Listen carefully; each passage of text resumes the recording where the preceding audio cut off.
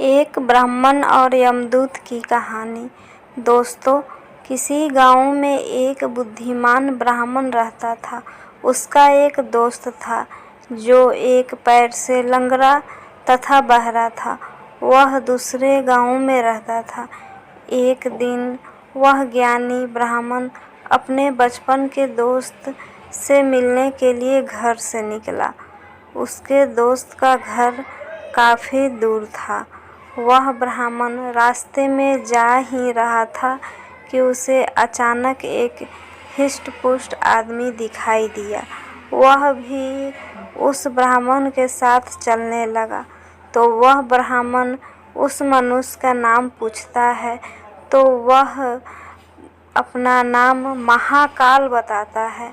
वह ब्राह्मण भी सोचने लगा कि मुझे भी काफी लंबा जाना है, चलो एक साथ मिल गया, जिससे रास्ता आसानी से कट जाएगा। अब ब्राह्मण और महाकाल दोनों साथ साथ चल रहे थे कि अचानक एक गांव आ गया। तब महाकाल ने उस ब्राह्मण से कहा कि तुम चलो और मुझे इस गांव में थोड़ा काम है, मैं अभी आ रहा हूँ। थोड़ी ही देर में उसी गांव में एक भैंस ने एक आदमी को लात मार दी।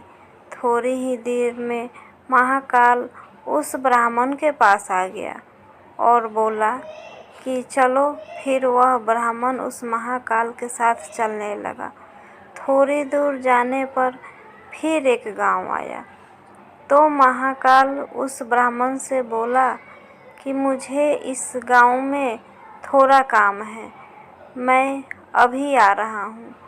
थोड़ी ही देर में उस गांव में आग लग गई।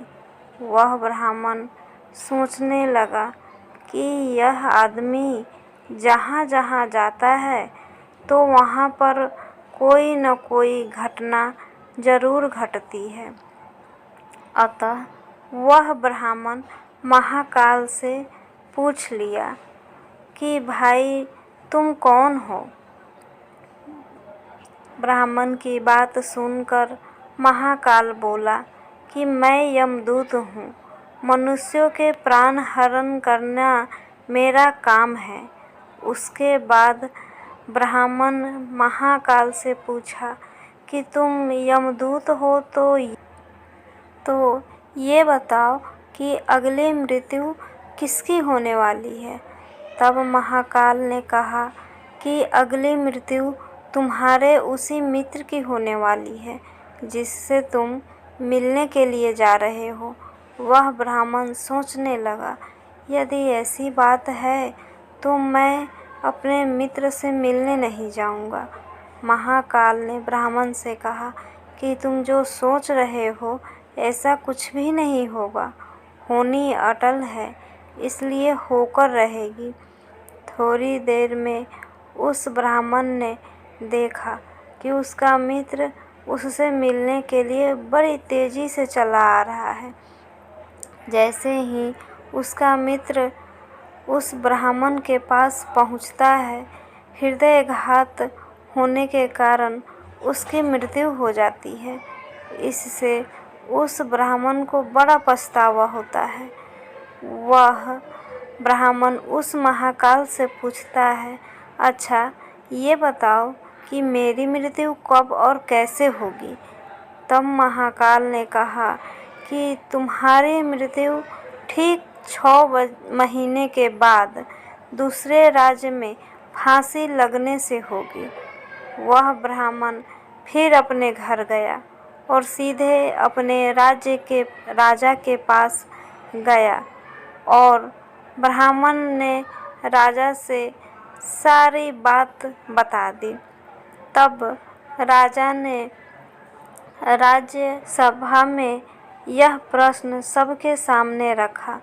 तब उस राज्य सभा में यह फैसला लिया गया कि यदि ऐसी बात है तो वह ब्राह्मण इसी राजमहल में 6 महीने तक रहेगा। राजा ने ब्राह्मण के लिए राजमहल में ही व्यवस्था करवा दी। धीरे धीरे समय व्यतीत हो रहा था। उस ब्राह्मण को नींद में चलने की बीमारी थी और यह बात उस ब्राह्मण को नहीं मालूम थी। जिस दिन उसकी मृत्यु होने वाली थी, उसी रात्रि को ही वह ब्राह्मण राजमहल से निकलकर दूसरे राज्य के राजमहल में जाकर राजा के शयन कक्ष में राजा और रानी दोनों के बीच में जाकर सो गया।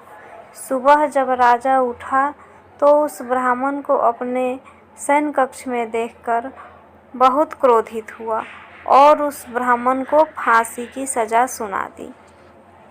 तब वह ब्राह्मण उस राजा से सारी कहानी सुना डाली, जिसको सुनकर वह राजा अपना एक गुप्तचर अपने पड़ोसी राजा के पास भेजकर सारी जानकारी ले ली, जिसको सुनकर वह राजा अपने फैसले पर बहुत पछता रहा था। लेकिन उस राज्य का एक नियम था कि एक बार राजा जो सज़ा सुना दे, फिर चाह कर भी उसे नहीं बदल सकता। राजा ने एक राज्य सभा लगाई और इसका उपाय पूछा। तब उस राज्यसभा में यह फैसला लिया गया कि एक पतले धागे का फंदा बनाकर आप ब्राह्मण को पहनाकर अपना वचन पूरा कर लीजिए।